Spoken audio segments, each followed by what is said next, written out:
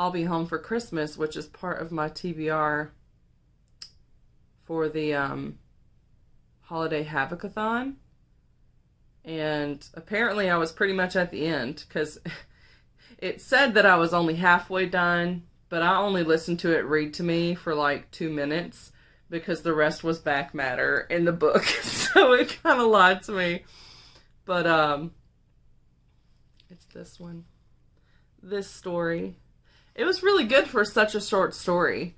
So basically it's about this girl that's coming home for Christmas, but she's been gone since she was a teenager.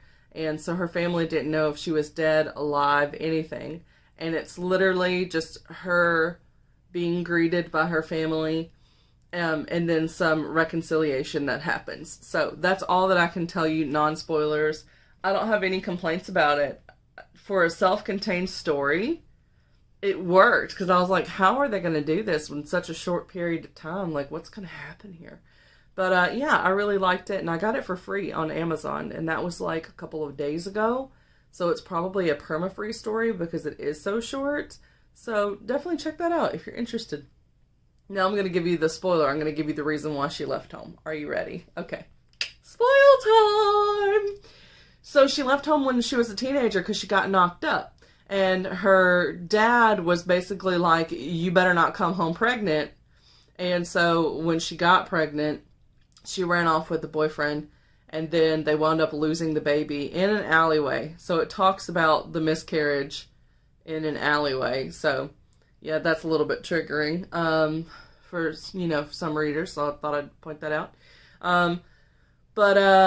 Yeah, and then she didn't come home afterward just because of the shame and not wanting to admit what all happened. And the guy stuck by her, and they got their GEDs and they took care of each other, and they kind of lived on their own.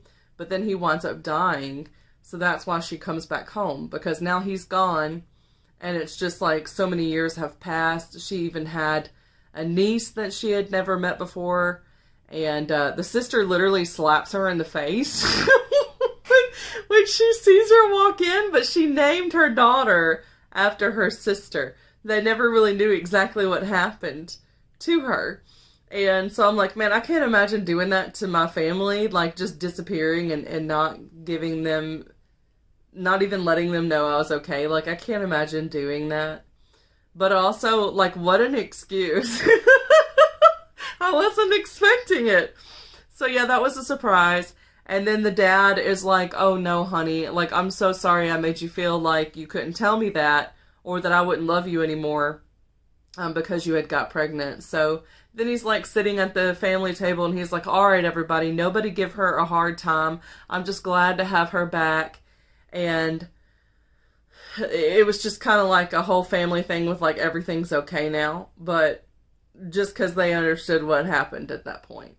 And that's really what they needed to know. So you don't really get to see like the long-term effects of her coming back.